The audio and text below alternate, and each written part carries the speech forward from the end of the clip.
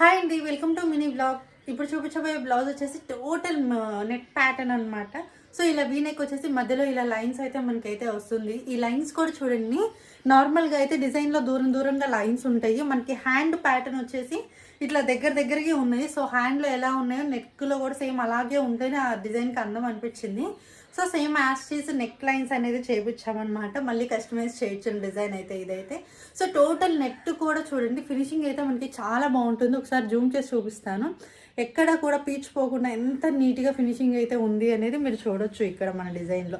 And same అదే హ్యాండ్స్కి కూడా నేను మీకు చూపిస్తాను. చాలా నీట్గా ఉంటుంది నెట్ ఫినిషింగ్ మాత్రము, ఎక్కడ కూడా ఎటువంటి ప్రాబ్లం లేకుండా. సో ఇక్కడ చూడొచ్చు ప్రతిదీ కూడా. చాలామందికి ఏంటి అని అంటే ఇక్కడ నెట్ కట్ చేసే దగ్గర కొంచెం లైట్గా పీచులు పోవడం అట్లాంటివి వస్తున్నాయి అంటున్నారు.